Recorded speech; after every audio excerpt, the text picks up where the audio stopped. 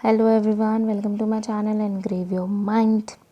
आज हम डिस्कस करेंगे समरी का पार्ट 2। लास्ट वीडियो में हम डिस्कस कर रहे थे चैप्टर 3 की समरी, ठीक है। सो इस वीडियो में हम डिस्कस करेंगे इसका पार्ट 2। लास्ट वीडियो में हमने रिवाइज किया था, जो लास्ट टॉपिक था वो था हिमालयन रिवर सिस्टम। अब हम करने जा रहे हैं peninsular river system. Himalayan river system में मैंने आपको उसके 3 पार्ट्स रिवाइज करवा दिए थे, ओके। और इस वीडियो में हम डिस्कस करेंगे the peninsular river system, okay. So without any further delay let's get start the video. So the first point is the Western Ghats serve as a water divide in the peninsular region. जो Western Ghats हैं वो serve करते हैं as a water divide. Water divide समझते हैं आप, जब division करना 2 पार्ट्स में। हमने लास्ट वीडियो में भी पढ़ा था कि जो एलिवेटेड एरियाज़ होते हैं, है ना, या अपवर्ड एरियाज़ होते हैं, वो वाटर को डिवाइड करते हैं, है ना, पढ़ा था ना, ड्रेनेज बेसिन जिसे हम कहते हैं। तो जो वेस्टर्न घाट हैं वो सर्व करते हैं as a water divide in the peninsular region में। Some of the rivers of this river system are east flowing while some are west flowing. अब जो कुछ रिवर है ना, इसकी जो कुछ रिवर हैं, इस रिवर सिस्टम की जो कुछ रिवर है वो तो ईस्ट में फ्लो करती हैं कुछ, और कुछ जो है वेस्ट में फ्लो करती हैं, ओके। नेक्स्ट, गोदावरी, कृष्णा और महानंदी एंड कावेरी, ये 4 river, Godavari, Krishna, Mahanadi and Kaveri, flow east to drain into the bay of Bengal. कहाँ फ्लो करती हैं ये? ईस्ट में फ्लो करती है। कहाँ जाके मिलती है? बे ऑफ बंगाल में। और कहाँ जाके मिलती है? बे ऑफ बंगाल में। Next, there are many deltas formed by these river. इस रिवर से बहुत सारे डेल्टाज फॉर्म होते हैं, okay. Narmada and Tapi flow towards the west to drain into the Arabian sea from the estuaries. हमने उसमें पढ़ा था 4 रिवर्स जो थी वो ईस्ट में फ्लो कर रही थी और कहाँ जाके मिल रही थी? बे ऑफ बंगाल में। इसमें नर्मदा एंड तापी ये कहाँ फ्लो कर रही हैं? वेस्ट में, ठीक है। और कहाँ पे जाके मिल रही है? अरेबियन सी में from estuaries. An account of these rivers are as follow. Okay, first one is Narmada basin, second one Tapi basin, third one Godavari basin, fourth is Mahanandi basin, fifth one Krishna basin and sixth one is Kaveri. ये total 6 reverse हैं जिनके बारे में हमने यहाँ पे बात करी है। इनको अब हम डिटेल में पढ़ेंगे, okay. First is Narmada basin. The Amarkantak hills, जो अमरकंटक हिल्स हैं मध्य प्रदेश में, ठीक है, give rise to the Narmada river. किसको राइज देती हैं वो? नर्मदा रिवर को। Narmada flows west through a rift valley. Narmada कहाँ से फ्लो करती है? नर्मदा वेस्ट में फ्लो करती है थ्रू अ रिफ्ट वैली के through. Many wonder places are associated with Narmada like the Marble Rock near Jabalpur and the Dhauladhar Falls etc. ठीक है। अब बहुत सारी अच्छी, या जिसको आप कह सकते हैं वंडर प्लेसेस इससे जुड़ी हुई हैं नर्मदा से, ओके। जैसे कि क्या, आपसे 1 मार्क्स में पूछा जा सकता है कि वो कौन सी वंडर प्लेसेस हैं which are associated with Narmada, okay. So the answer is marble rock है जो कि किसके पास है? जबलपुर में। और धौलाधर फॉल्स भी हैं और ऐसी बहुत सारी हैं, ओके। सो आप इतना याद ज़रूर रखें कि इससे बहुत सारी वंडर प्लेसेस जुड़ी हुई हैं, जिसमें से एक है marble rocks. So the next one, the basin formed by the Narmada river covers part of Gujarat and Madhya Pradesh. ये जो बेसिन फॉर्म्ड होता है नर्मदा रिवर से, ये कौन कौन से पार्ट कवर करता है? एक तो गुजरात कवर करता है and second is Madhya Pradesh. 2 states को ये कवर करता है, ऑलराइट। अब नर्मदा रिवर में अगर मैं आपको बताऊं, one more important thing is कि नर्मदा रिवर के बारे में आपसे क्वेश्चन पूछ लिया जाता है, ठीक है। इसमें ये इसकी जो ट्रिब्यूटरीज है ना इस रिवर की वो बहुत छोटी हैं, एक तो शॉर्ट हैं और ज्वाइन कर रही हैं एक दूसरे को राइट एंगल पे, join it at right angles. ये चीज़ ध्यान रखना कि नर्मदा रिवर्स जो हैं उसकी जो ट्रिब्यूटरीज हैं एक तो वो बहुत शॉर्ट हैं और वो एक दूसरे को कहाँ पे ज्वाइन करती है, राइट एंगल पे ज्वाइन करती हैं, okay. Second is Tapi basin, Satpura gives rise to the Tapi river. अब जो सतपुरा है इसको राइज देता है तापी रिवर को, ओके, बढ़ाव जिसे कहते हैं ना एक, सो राइज समझते हैं, Satpura gives rise to the Tapi river, okay, ये इसको एक स्ट्रेंथ देती है, okay.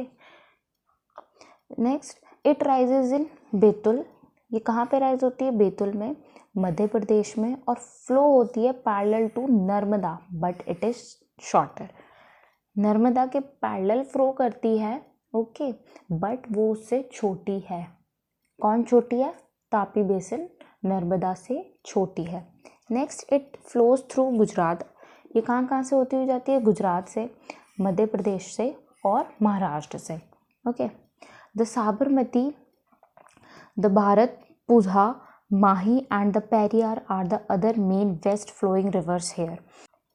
Next Godavari basin, Godavari basin is also known as the Dakshin Ganga. Godavari basin को हम दक्षिण गंगा भी कहते हैं, ये पूछ लेते हैं पेपर में। ये एक दो इम्पॉर्टेंट चीज़ है जो मैं आपको हर बेसिन के बारे में बताती जा रही हूँ जो पेपर में आपसे पूछ ली जाएंगी, ओके, 1-1, 2-2 मार्क्स की hardly, okay. As it is the largest peninsular river, और ये लार्जेस्ट पेनिनसुलर रिवर है, largest peninsular river, alright. It rises in Nashik, ये कहाँ पे राइज होती है, नासिक में, महाराष्ट्र में, एट द वेस्टर्न घाट्स, जो कि कहाँ है, वेस्टर्न घाट्स में, and drain into the bay of Bengal, और कहाँ जाके मिल जाती है, बे ऑफ बंगाल में। The Godavari basin is the largest river basin in the south India, जो गोदावरी बेसिन है वो लार्जेस्ट रिवर बेसिन है कहाँ पे, साउथ इंडिया में, alright. Next one is Mahanadi basin, the highlands of Chhattisgarh give rise to Mahanadi which flows through Orissa to meet the bay of Bengal. अब छत्तीसगढ़ से यहाँ पे महानंदी को एक राइज मिलता है, ओके, यहाँ से उसकी जो स्ट्रेंथ है वो यहाँ से बढ़ती है, जो कि कहाँ से फ्लो होती हुई जाती है, उड़ीसा से फ्लो होती है और कहाँ पे जाके मिल जाती है, बे ऑफ बंगाल में, alright. Second, the Mahanadi basin drains Chhattisgarh, Jharkhand, Maharashtra and Orissa. Next one, Krishna basin, Krishna river कहाँ पे राइज होती है, महाबलेश्वर के पास, okay.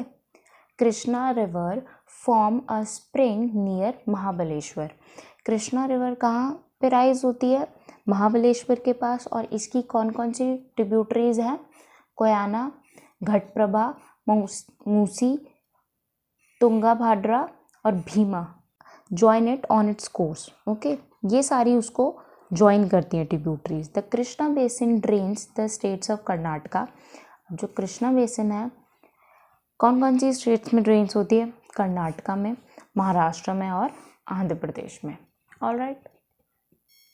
Next one is Kaveri basin, the Brahmagiri range of Western Ghats give rise to the Kaveri, जो ब्रह्मगिरी रेंज है वेस्टर्न घाट्स की वो कावेरी को एक राइज देती हैं and flows into the bay of Bengal. Next, Kaveri gives rise to the India's second biggest waterfall Shivasamudram, जिसे हम क्या कहेंगे, शिवा समुद्रम। इस इंडिया का सेकंड बिगेस्ट वाटरफॉल है, ओके, जिसे हम क्या कहते हैं, शिवा समुद्रम, सबसे बड़ा जिसे हम कहते हैं ना कि इंडिया का सेकंड बिगेस्ट वाटरफॉल है ये, okay. Next topic is lakes in India. और एक और बात, ये जितने भी हमने बेसिन पढ़े हैं इसमें एक दो पॉइंट हैं जो आपको करने पड़ेंगे, मैंने आपको बताए भी हैं कौन कौन से इंपॉर्टेंट है। सबसे पहले आप नर्मदा नदी का अच्छे से कर लेना, कावेरी का अच्छे से कर लेना। स्टार्टिंग के जो 2-3 बेसिन मैंने आपको करवाए थे उनको बहुत अच्छे से कर लेना। उसमें 1-1 2-2 मार्क्स के क्वेश्चन फ्रेम हो रहे हैं तो उनको ना छोड़ें। पढ़ने तो सारे ही हैं बट इनको भी कर लेना। 1-2 पॉइंट है उसमें मैंने अलग से हाईलाइट किए हुए हैं तो आप उनको अच्छे से करें। ओके, नेक्स्ट है लेक्स इन इंडिया। अब इंडिया में जो लेक्स हैं उनकी बात हो रही है। India has numerous lakes and they can be classified into the following types based on size and other features. India में बहुत सारे नंबर ऑफ लेक्स हैं, ओके, न्यूमरस लेक, और इनको हमने क्लासिफाइड करा है बहुत टाइप्स में, जैसे कि साइज में या फिर उसके अदर फीचर्स में। ओके, तो पहला आता है हमारा परमानेंट लेक्स, ओके, जो परमानेंट है। फिर आता है हमारा नॉन परमानेंट लेक्स। फिर second one is glacial lakes. फिर फोर्थ वन ऑक्सबो लेक्स। फिर fifth one is lagoons and sixth is salt water and seventh is fresh water, okay, and eighth one is man made lakes. Okay, और अब हम इसे brief में कर लेते हैं। फर्स्ट है permanent lake. These lake have water throughout the year. Permanent lakes वही होते हैं जिनमें पूरे साल पानी रहता है। These lakes have water throughout the year. ये कौन से होते हैं? परमानेंट लेक्स होते हैं। ओके, फिर आ जाता है हमारा नॉन परमानेंट लेक्स। ये जो लेक्स होते हैं usually draining the semi arid region. Okay, फिर third one is glacial lake. इसमें जो है these lake form from glaciers. ये जितने भी लेक्स हैं ये इनसे बनते हैं, जो ग्लेशियर्स मेल्टेड फॉर्म में आते हैं ना, ओके, ये उनसे बनते हैं। Okay, these lakes form from glaciers. किससे बनते हैं? ग्लेशियर से और आइस शीट से। Next is oxbow lakes. Oxbow lakes कौन से होते हैं? These are form from meandering rivers. ये किससे बनते हैं? मेंडरिंग रिवर्स से बनते हैं। फिर आता है हमारा लैगून्स। ये जो लैगून्स हैं ये किससे बनते हैं? स्प्लिट से एंड बार से। Lakes called lagoons. इन लेक्स को क्या कहा जाता है? लैगून्स कहा जाता है, और ये फॉर्म्ड किससे होते हैं? स्प्लिट्स एंड बार से। Next, salt water lakes. अब सॉल्ट वाटर लेक्स क्या होते हैं? Some lakes have saline water. Saline समझते हैं क्या होता है? सलाइन होता है जो खारा कहते हैं ना, जैसे कुछ लेक्स में सलाइन वाटर होते हैं जिसे हम सॉल्ट वाटर कहते हैं। ओके,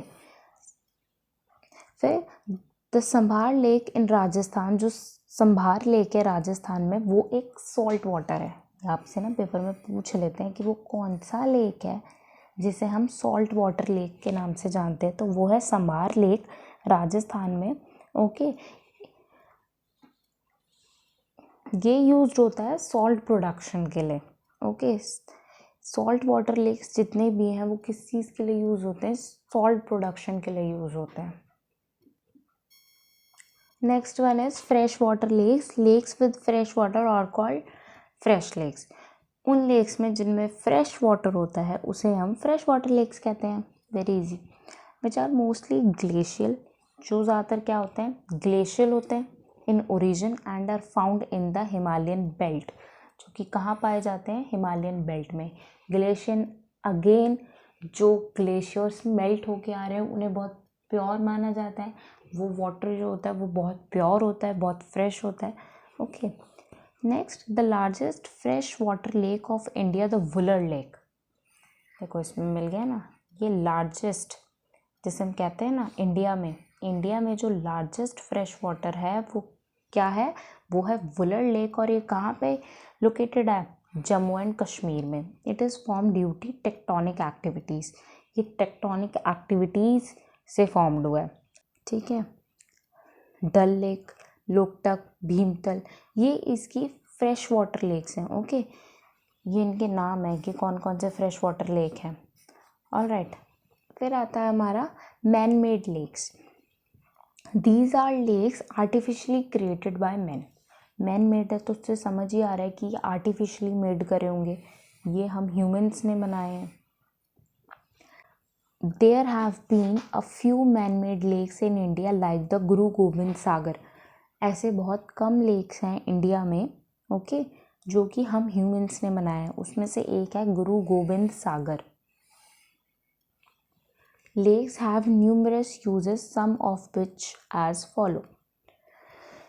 ये जो लेक्स हैं इनके बहुत सारे यूजेस हैं, ओके तो उन यूजेस को भी हम यहाँ पे डिस्कस कर लेते हैं। Lakes are indispensable to humans as they help in the regulation of the river flow.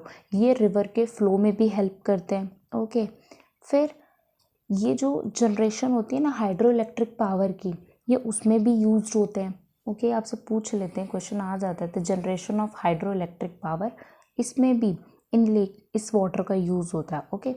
A typical aquatic ecosystem is created surrounding the lake that helps to provide recreational opportunities, increase natural beauty and opens the door to the tourism development of the region। अब ये इस तरीके की जो reverse होते हैं ना, इसमें हम ऐसा एक्वेटिक इकोसिस्टम को क्रिएट करते हैं, okay, surrounding the lake, lake के आसपास, जो हेल्प करता है कि रिक्रिएशनल अपॉर्चुनिटीज़ को, रिक्रिएशनल अपॉर्चुनिटीज़ का मतलब होता है कि जब हम दोबारा से किसी चीज़ को क्रिएट करते हैं, ओके। इससे क्या होता है, पहली बात, इससे जो नेचुरल ब्यूटी है ना वो इंक्रीज़ होती है, और फिर जो टूरिज़्म है उसके डोर ओपन हो जाते हैं, ठीक है।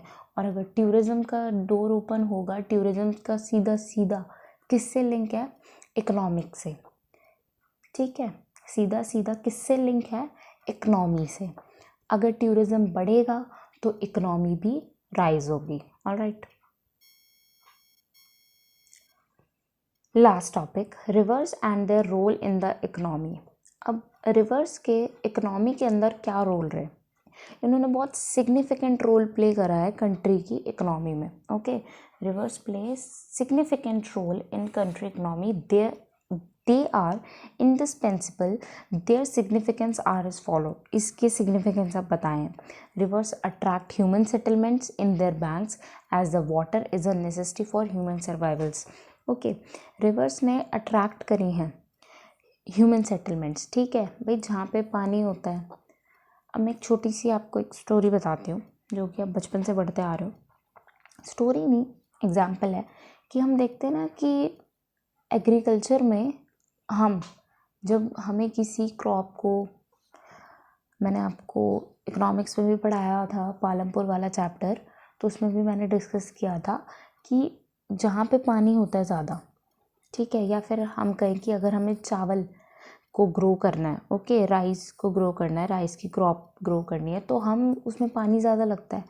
तो पहले फार्मर्स क्या करते थे, उन एरियाज़ में ये ज़्यादा होती थी इसकी क्रॉपिंग जहाँ पे पानी ज़्यादा होता था, ओके, रिवर्स के पास होती थी, जैसे कि बिहार हो गया, इस तरीके के एरियाज़ में चावल की खेती ज़्यादा होती थी क्योंकि वहाँ पे पानी जो है बहुत है, उसकी जो क्वांटिटी है वो सफिशिएंट है फॉर द राइस, ओके। तो यहाँ पे क्या कर रही है, रिवर अट्रैक्ट कर रही है ह्यूमन सेटलमेंट्स को, पानी होगा, ओके, क्योंकि वाटर जो है ह्यूमन की नेसेसिटी है, नेसेसरी है, ओके, ह्यूमंस के लिए बहुत ज़रूरी है, ह्यूमन सर्वाइवल के लिए बहुत ज़रूरी है water, alright. They are used in navigation, ये नेविगेशन में भी हेल्प करती हैं, okay. The water of rivers also aid in irrigation, ये इरीगेशन में भी यूज़ होता है। पहला, ह्यूमन सेटलमेंट को इसने अट्रैक्ट किया, ठीक है, क्योंकि जो रिवर है या वाटर जिसे हम कहें वो नेसेसिटी है ह्यूमन सर्वाइवल की, ये नेविगेशन में भी यूज़ होता है। It is also use in aid of irrigation, इसे इरीगेशन में भी यूज़ करते हैं। This is in fact the most important function of river as an Indian agriculture is a prime economic activity for livelihood. Rivers help in hydro electric power generation, rivers हमें और किस चीज़ में help करती है, hydro electric power generation. Hydro electric जो power होती है उसको जनरेट करने में हेल्प करती है। इलेक्ट्रिसिटी कहाँ से जनरेट होती है, ऑलराइट। इस वीडियो में सिर्फ इतना ही। होप आपको पूरा चैप्टर बहुत अच्छे से समझ आया होगा। मैंने बहुत कंसाइज वे में आपको पूरा चैप्टर बहुत अच्छे से समझाने की कोशिश किया। अगर अभी भी किसी बच्चे को डाउट है so you can ask in the comment section, आप अपना क्वेश्चन कमेंट सेक्शन में डाल सकते हैं। I will make another video for your doubts, okay. और अगर आपको मेरी वीडियो अच्छी लगी, अगेन मेरे चैनल को सब्सक्राइब करें और इस चैनल को आप जितना सपोर्ट कर सकते हो उतना सपोर्ट करें और इस वीडियो को जितना हो सकता है उतना शेयर करें अपने फ्रेंड्स के साथ। Thank you.